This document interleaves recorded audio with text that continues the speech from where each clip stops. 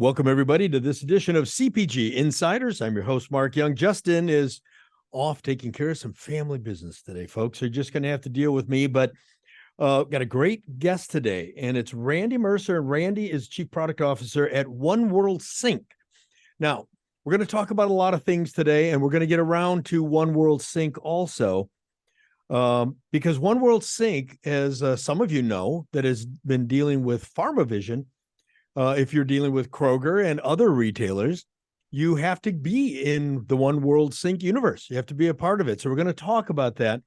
But Randy, if you would, let's start off. I want to welcome to the show, and let's start off giving us a little background of who you are, so people have a little bit of a feel for who Randy Mercer is. Sure. Yeah. So thanks, Mark. Happy to join today. So as Mark mentioned, I'm the Chief Product Officer here at One World Sync. So my job is to make sure, as you might imagine, that our products, do what they need to do to service our customers, which range from brands, product manufacturers on one side to retailers on the other. I've been with this organization as an employee for about 10 years, but I worked with it for about 10 years prior to that as a technology provider. So the point of that is I've been around this space for a long time, so I've seen it mature and evolve over time in a way that helps me, do my job in terms of just continuing to evolve our portfolio. So that's a little bit about me. And when we talk about One World Sync, let's get to that for a minute. One World Sync is really the bridge, the communication bridge between a lot of the big retailers and the manufacturer, right? That's exactly right. We, as a platform, sit between those two populations of folks in the realm of commerce.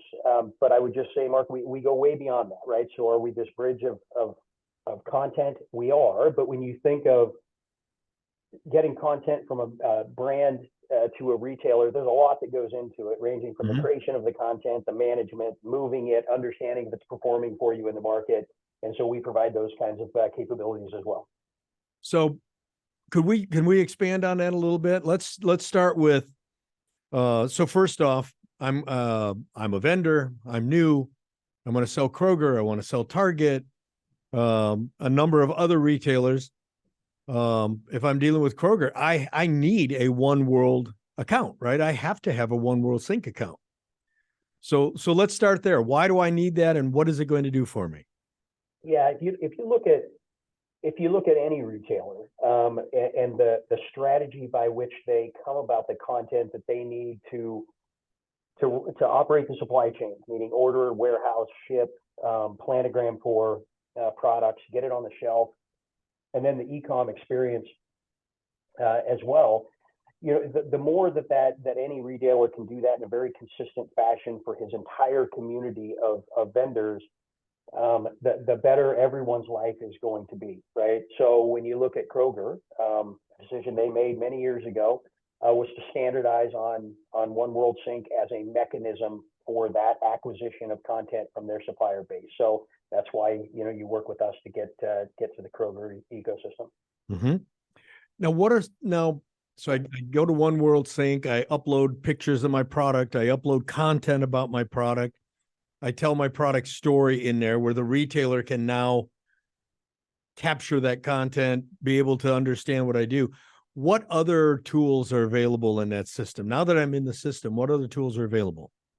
Yeah, it's a great question. So, there was a time in history, go back, 5-10 years, and our value proposition as a platform was really centered around just getting the content from the brand to the retailer. Right. And there's a lot of value in that. Nothing wrong with that. But when you look at the workflow that goes into that, the activities that go into, to share content, I have to have it first, right? Which means it's got to get created somewhere. And just think of something as simple as images or pictures of your product.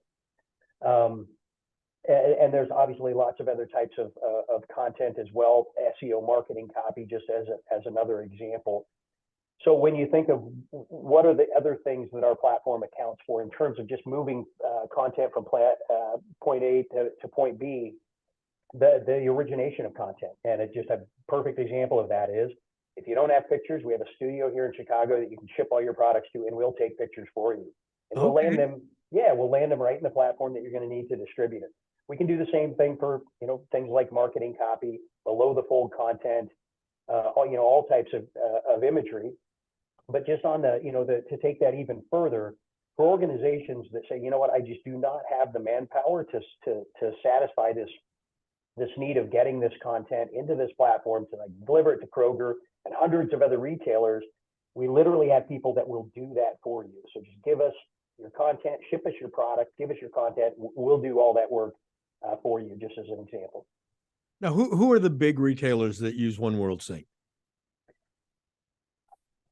It's a long list. Start naming the ones that you know, and they're probably give me the biggest ones. What's the biggest ones? Yeah, so Walmart, Amazon, Google Shopping, Staples, Target. Costco, Target. Yeah, keep going down the list. Kroger, big customer as well. CVS, Walgreens, Rite Aid, are they in there? Yeah, Walgreens is. CVS and Rite Aid are not today. Okay.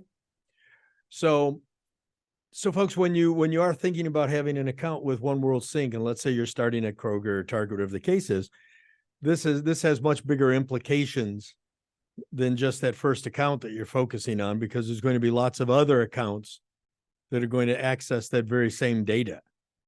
And when let's say the buyer at Kroger needs to look at your product, they're going to go to One World Sync to look at your product. They're not going to go to your website.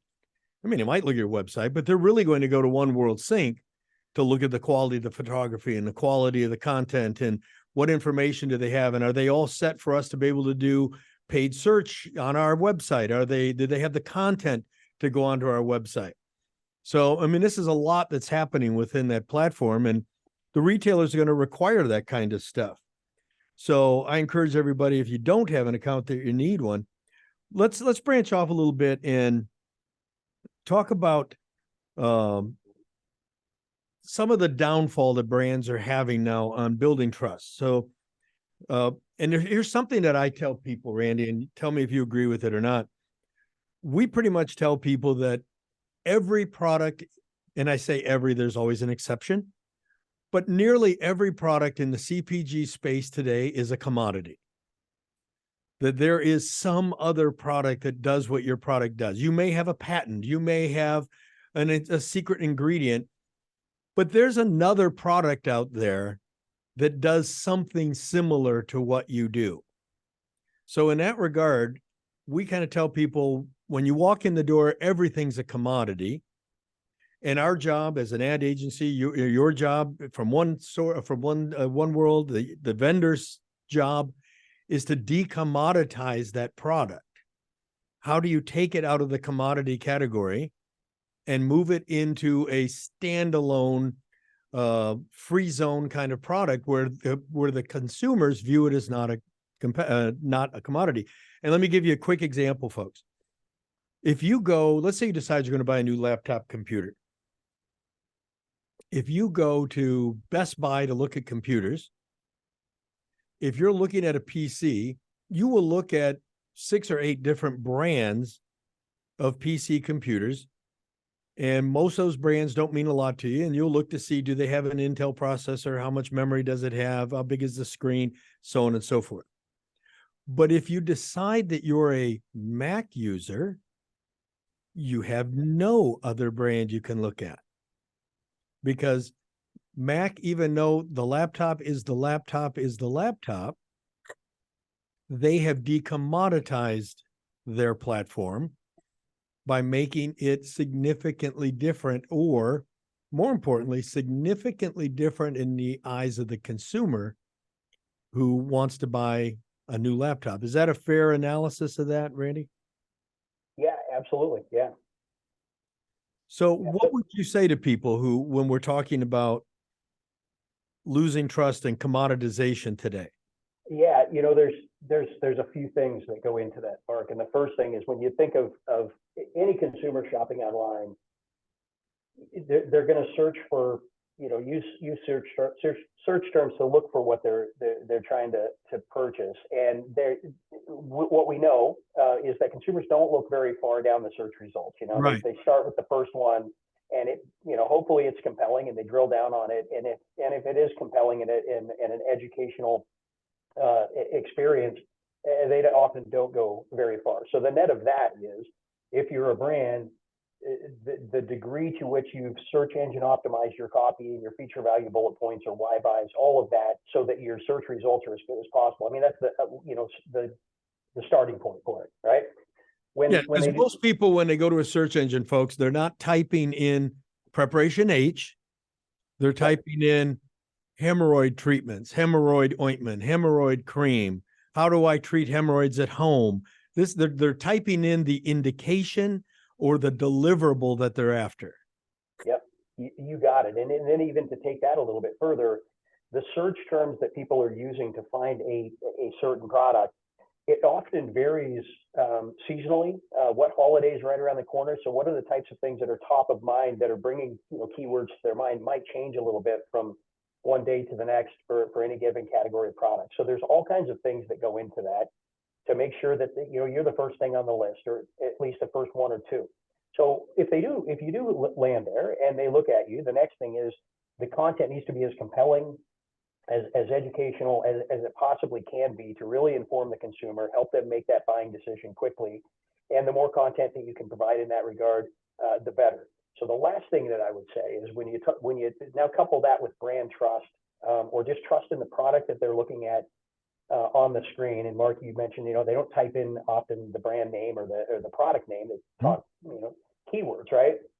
So whatever trust you want to label that as, one of the things that goes into that, and we know that through research that we do of talking to consumers and understanding their buying habits and search habits and all of that kind of thing, is that often before they press the add to cart button, and depending on the type of product, that behavior might vary, but they often might go out and look at that product somewhere else. You see, is there anything else I can learn about this? And sometimes they go to the corporate website, as you mentioned. Sometimes they go to another e-com site or whatever that is. And what happens is, if they see different information, often the extent to which it's different can result in a lack of trust. Like, I'm not sure I'm seeing the right stuff because it looks different on this other website, and maybe there's even conflicting information. So what we tell our brands is, the more you can get on every digital property on the planet from one place with the exact same set of content, the better your results are going to be from a consistency perspective. And that includes your corporate website, right?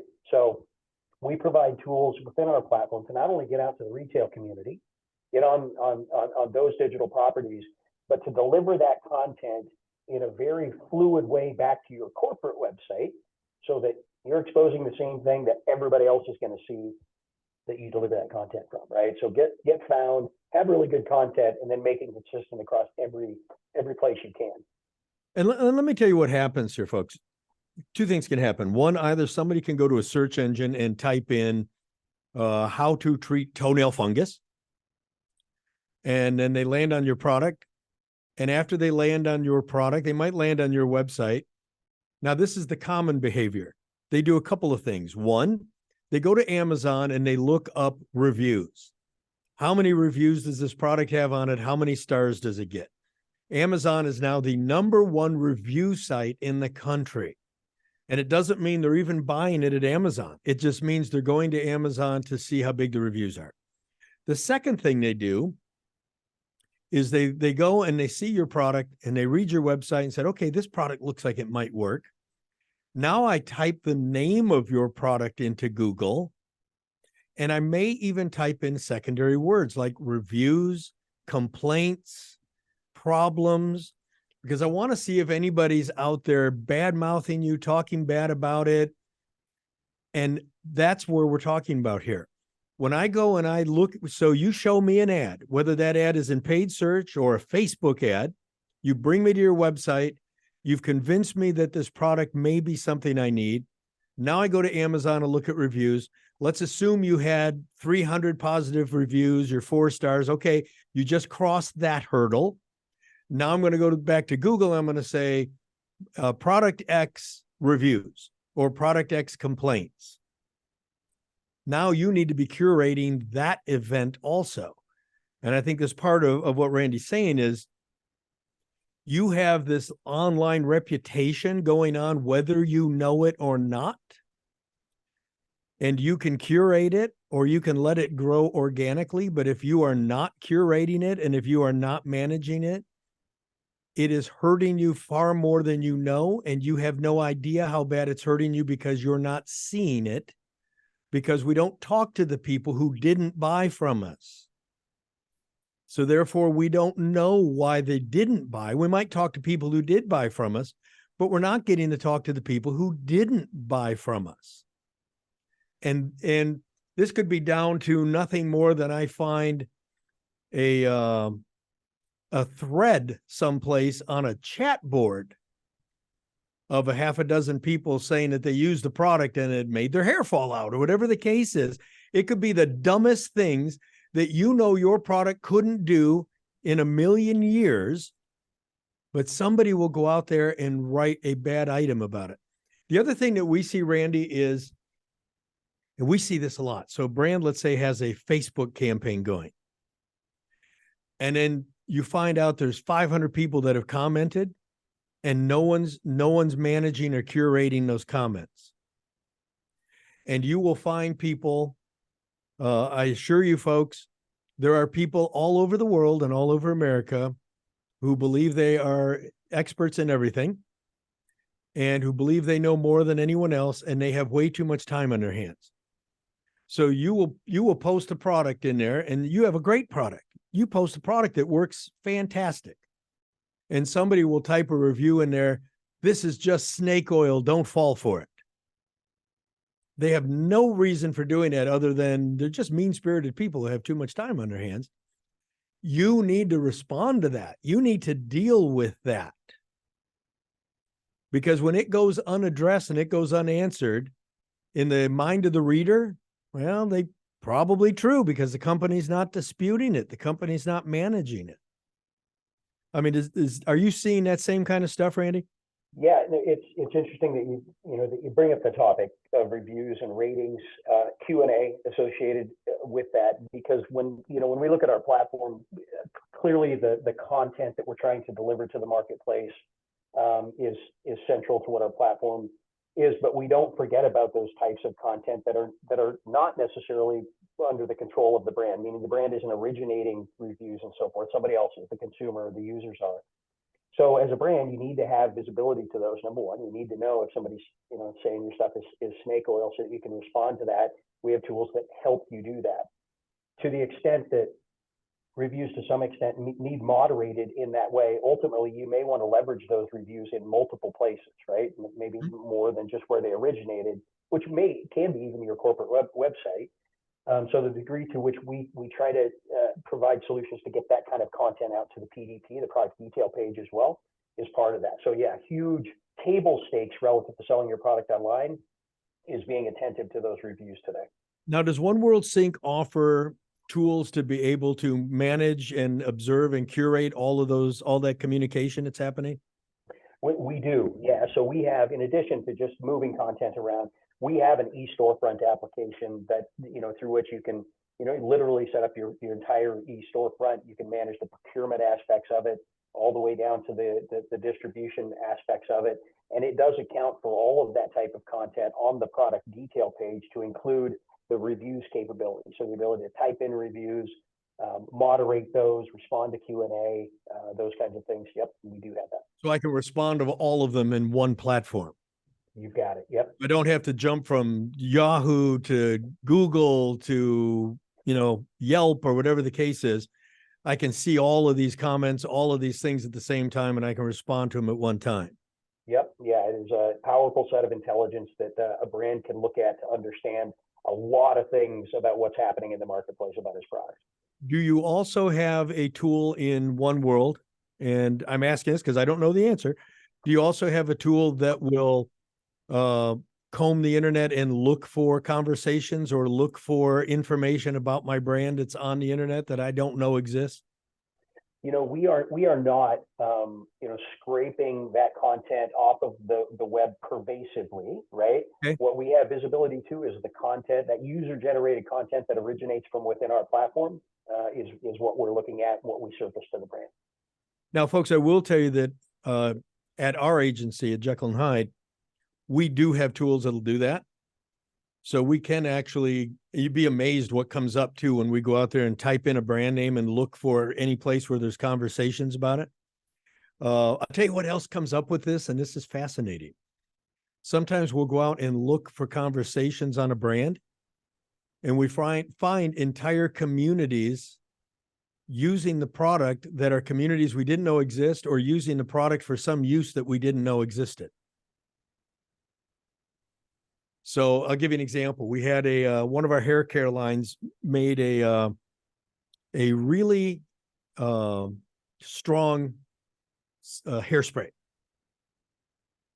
When we went out and started looking at who was using it, we found this entire underground group of people who go to raves and people who go to all these different parties, and they're all talking about this brand because this brand, the hairspray, is so strong that these people are saying, yeah, this is the product you have to buy if you want a mohawk, if you want your hair to be spiked up, if you want all this stuff. So this entire community is out there using the product that we didn't even know existed. So it does, these tools like you have, tools like we have, these do open you up to things. And they also open you up to find out opportunities about your product that you may not even know existed until you start seeing how the public uses your product. On the other hand, sometimes you'll find people that are misusing the product.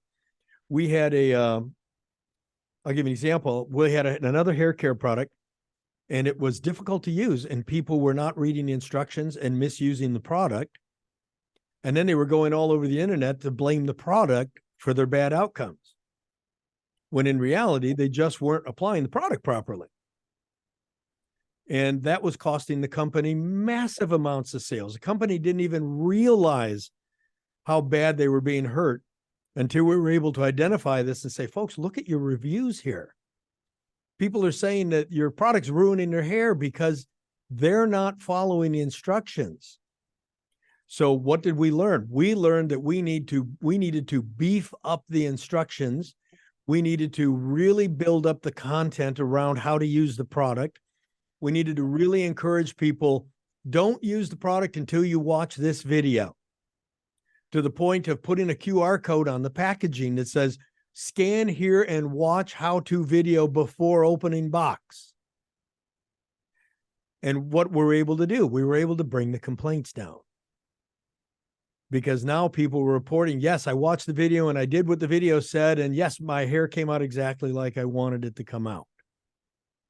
And in this particular case, it was hair coloring. So you can imagine how sideways that can get if people don't follow it right. Sure. So in your opinion, how important is content? How does content make or break the brand? And I'm going to say, let's put this into two silos. How important is the content to the retailers? How important is the content to the consumers? So let's start with the retailers. How important is it that we get content to the retailers? Because, hey, I filled out their paperwork. I sent them a package.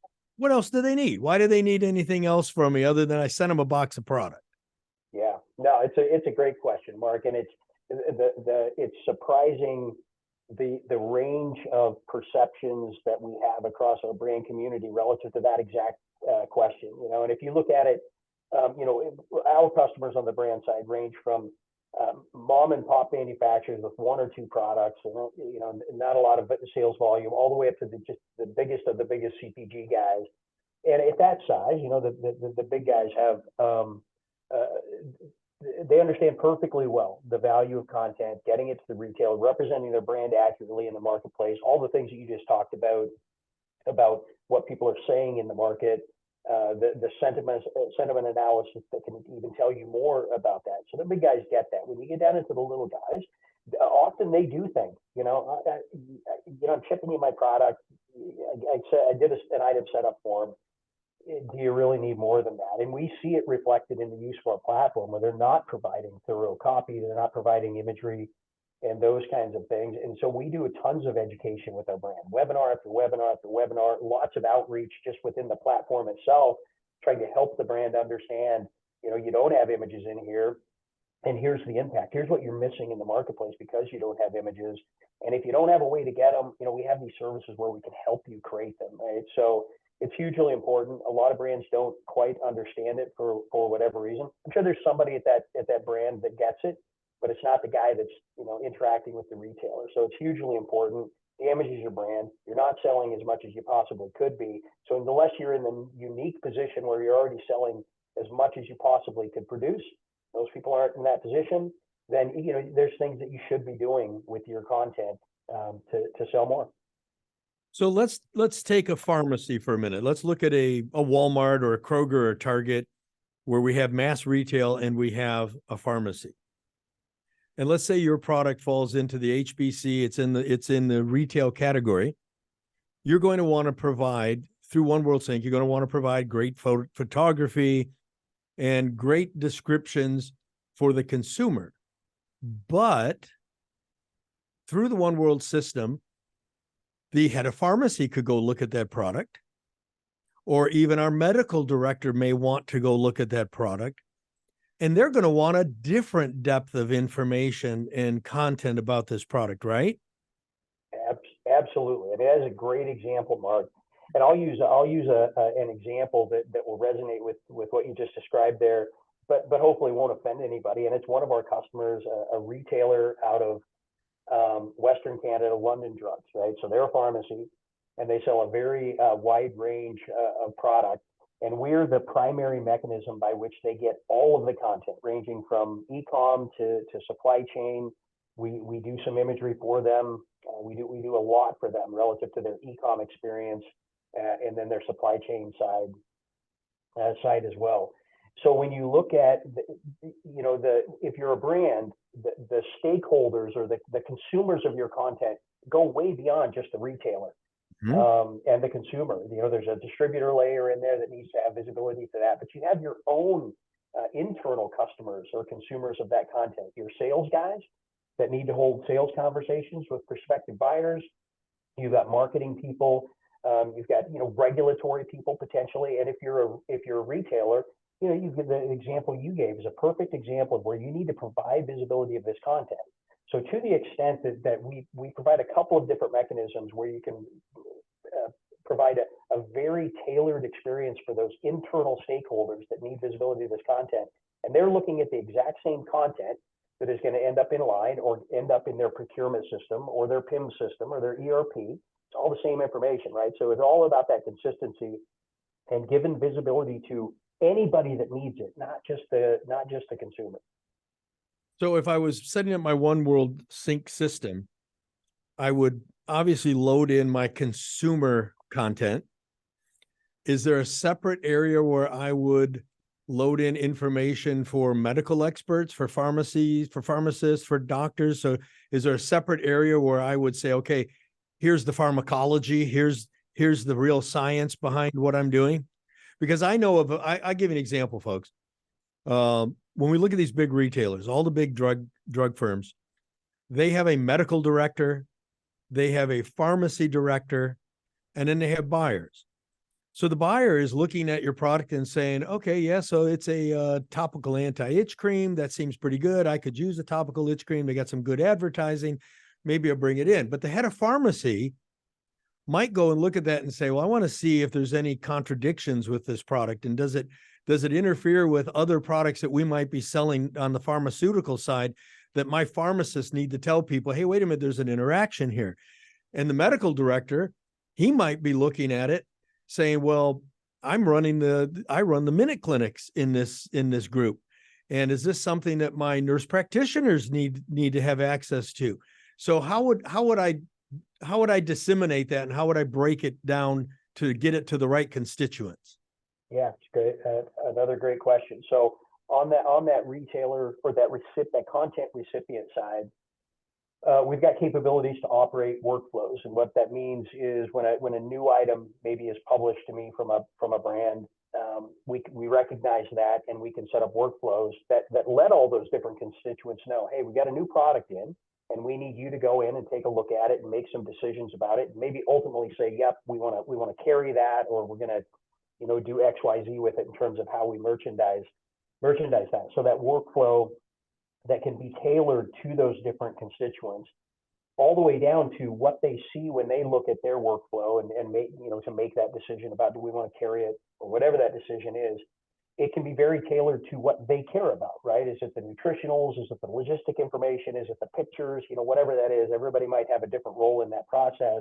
So we just get very specific about what we surface to those folks, making their job to ultimately get that item fully in process so that they can start selling it, make that as easy as possible. And then if you look at it from the brand's perspective, similarly, not one person within that brand knows everything about it. You got marketing guys, logistics guys, regulatory guys that all contribute to the information that ultimately makes its way over to the retailer. So on that side, we do the same thing. We enroll those folks in the process at the time they need to be involved, and we ask them for the content that we know they're responsible for, versus asking one guy, go find all this stuff. That rarely works very well. So we just get very specific and prescriptive about what we're asking both sides of the equation to contribute to. So Randy, from time to time, especially in the HBC and the CPG space, products have controversies. So you remember a few years back, there was an ingredient that was pulled off the market in kids' cough syrups. And all of a sudden, all the cough syrups are off the market for the entire year.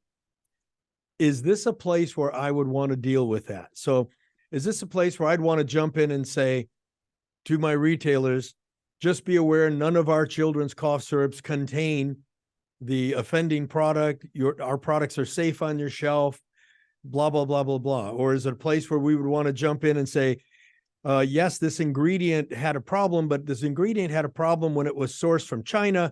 Our product isn't sourced from China. It's coming from here, and it's GMP rated, and we don't have that issue. Is this a place where we would want to deal with those controversies that happen? Yeah, our system it's not a recall management platform, right? So it's not going to help you react to those circumstances. I'm thinking more of getting out the content that we're not. You got it.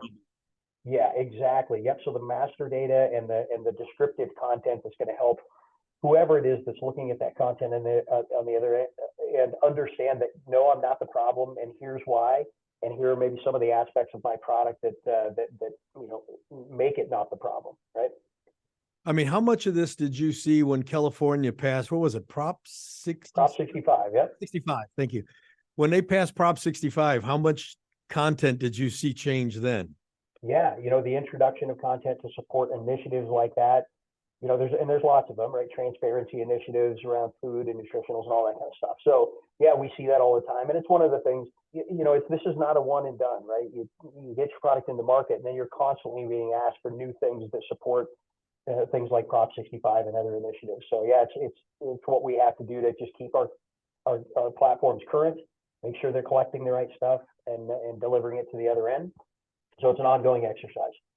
Now, for those of you who don't know what Prop 65 is, that was a proposition that passed into law in California a few years back. And essentially it said that if your product had any one of, I think it was about 60 or 100 ingredients in it, that product could cause cancer if you were in California. Now, the product didn't cause cancer if you were in Nevada, but it caused cancer if you're in California. Now, the reality is some of those ingredients, there would be an ingredient in a topical skin lotion that they would say would cause cancer if you ate, 10 gallons of it, which means you'd be buying body lotions and drinking it all day, which probably isn't going to happen. But regardless of whether the rule is crazy or not crazy, as manufacturers, we just have to deal with it. So we just have to get out in front of it and be able to make sure that our retailers know our product is Prop 65 compliant, or we are shipping a new SKU that will be Prop SKU. Maybe we have made a formula change. So could we possibly notify people there's been a change to the formula to comply with, let's say, Prop 65? Is your platform a place where we would do that? Absolutely, yeah. So Prop 65, those types of initiatives. Sustainability is a huge topic today. So same thing. It's the master data that indicates the level of sustainability and how you get there and all of that. Numerous things like that you also solve that with the right data and getting it out to the right folks. For those of you that are new to the world of consumer packaged goods, which we know is some of our audience, this is an amazing business and it's a fun business, but it is not for the faint of heart. We have lots of complications in our industry, and the easiest way to manage those complications is to get the right partners with the right capabilities so that you can automate as much of this as possible, and you can lean on experts who already know how to bring you into compliance and already know what is being asked for. So I'll give you an example. If I sent products to you for photography, your people already know what the retailers are expecting in the photography. I don't have to shoot a bunch of pictures and hope I got it right, because your people already know what Walmart wants, what Target wants, what CVS wants. This is what they're expecting. And they're looking for a picture with this many directions and this angle on a cyc wall, and it has to have this resolution, and here you go. Yep, you got it. Yeah, I mean, that's just part of the value proposition is having that experience, having those retailer relationships, so that we're working with them when they change, something about what they're looking for from an imagery perspective. A great example is the introduction of hero imagery, right? It's just becoming one of those things that you've just got to provide. And we know that. We know what their specifications are. We have the capabilities to auto-generate that type of imagery. So, we can just get it out in front of that from a brand perspective so that they don't have to do that research and education on their own. Mm-hmm. So before we wrap up, Ray, let me ask a question. What would be for all the consumer packaged goods companies that you deal with, which you deal with the same group of people we deal with all day long? Yep. Except we deal with more of the challenger brands, you deal with everybody. Knowing that our audience is not the P&Gs of the world, but our audience is the, and some of them are the mom and pops, but a lot of our audience are, the mid-size firms. Yep. And maybe they're doing $5 to $100 million in sales. What is the best advice you would give them? What do they need to know that you think they don't know or that they may not know? Yeah, what we continue to learn more about, Mark, is the process associated with just making all of this happen. Getting the content created, the management of it, getting it out into the ecosystem, and then learning about how it's performing for you. Those processes, they tend to get overlooked, right? And then the end result of that is organizations are doing it manually, and they miss things. They end up with bottlenecks relative to the guy that does it just isn't here today. Whatever that is, we're just learning that the orchestration of that entire process is just as important as the content itself, right? And often the content is good content is a nice end result of a very thorough orchestration process. So that's what we're focused on more and more today, is just helping folks get those processes in place, get the right people involved in it, letting them know when they need to be involved and when they don't. And then for the guy that just cannot dedicate the resources to doing that, and like I said, we've got the people, we can just do it for you, right? So at every stage of the process, for pretty much every strata of the manufacturer, the CPG manufacturer spectrum, we've just got a combination of either technologies or services that just solve those problems around how you orchestrate this process. What is the best way for someone to start their relationship at One World? An email address, very simple, hello@oneworldsync.com, and it's the digit 1, World Sync, SYNC. So hello. We'll have that in the show notes, by the way, folks. So don't worry about writing it down. It'll be in the show notes. Go ahead, Randy. Yeah, that's really it. Let us, what we're going to be interested in is who you're trying to get content to, a specific retailer, a group of retailers, whatever that is, anything that you want to tell us about your business in terms of your readiness to provide that content. And we can come back to you and just tell you exactly how we can help you.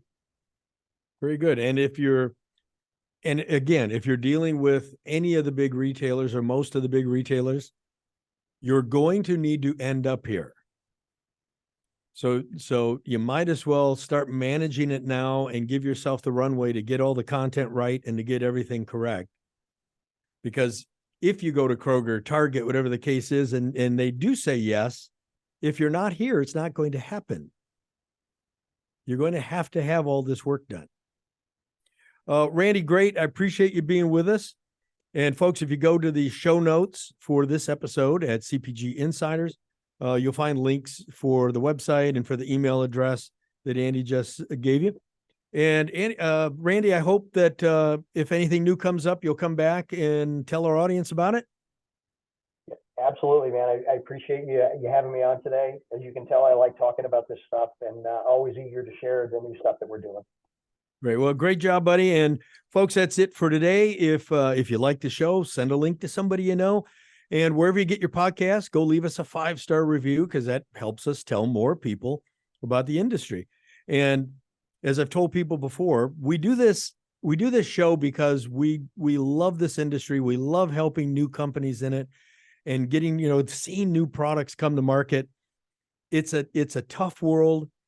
About 30,000 new products a year hit the market, and about 150 of them survive. And our goal is to get you into that 150, not to have you in that 30,000. And that's the tools we're trying to expose you to. We're trying to expose you to the tools that get you into that 150 new products a year that make it. When you think about that math, when you think about 30,000 new products and 150 making it, the math's against you. You need to have every resource and every partner and every capability at your fingertips to get into that 150. That's it for today. We'll see you on the next episode of CPG Insiders. If you're looking to greatly increase sales on your CPG product, don't hesitate to contact us at Jekyll & Hyde Advertising and Marketing. By the way, the only advertising agency with a guaranteed result. Just go to jekyllhydeagency.com or feel free to give us a call at 800-500-4210.